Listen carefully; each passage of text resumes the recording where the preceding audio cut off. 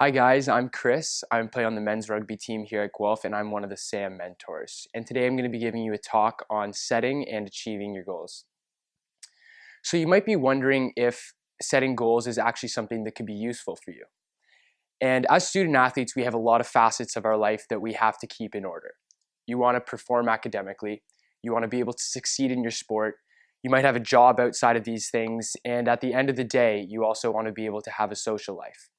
And to keep all these things in check, goal setting can be a really great way to monitor these aspects of your life. Now, being able to succeed in your goals is going to depend heavily on the goals you set and how you set them.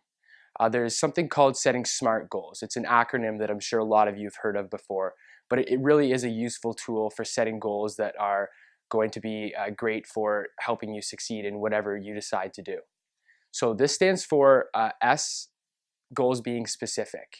You don't want to set ambiguous goals because it's a really big way that you're going to end up floundering when you try to accomplish whatever it is. Setting specific goals can really just keep you on track to achieve something that you'd like to achieve.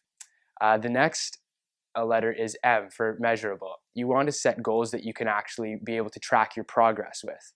And this is again really important for just helping motivate you and seeing how you're doing as you work along for your goal.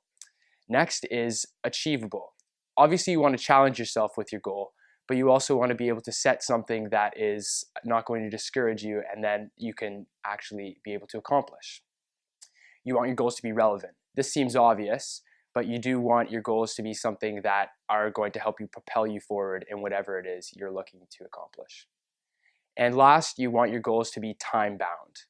Setting deadlines can be a really good way to make sure that you keep on track with your goals and end up achieving them. So after you've set your goal, you need to figure out how you can achieve it. And that's where an action plan comes in. When you have a big goal, it can seem daunting a lot of times, and it's really good to be able to break down these large tasks into smaller and smaller steps that seem achievable. So let's say you have a goal of achieving 75% in your chemistry course.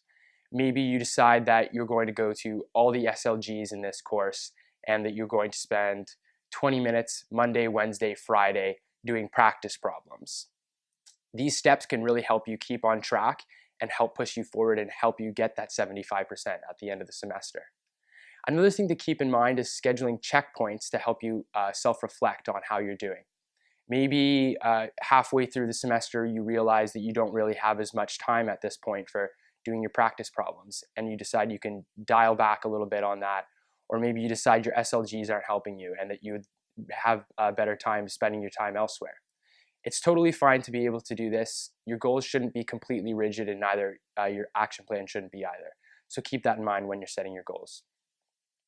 And the next step is bringing your goal into reality. And this is really important because if you keep your goal in your head, it's very easy to flake out on it or decide that you're going to give it up altogether.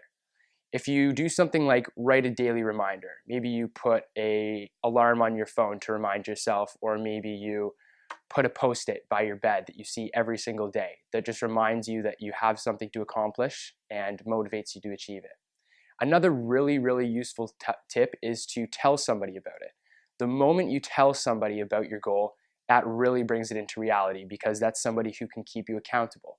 Maybe you decide to tell your coach that you're trying to increase your time for your PR. Or maybe you decide that you want to tell one of your mentors that you'd like them to check up on you week to week to make sure that you're keeping up with all of your classes.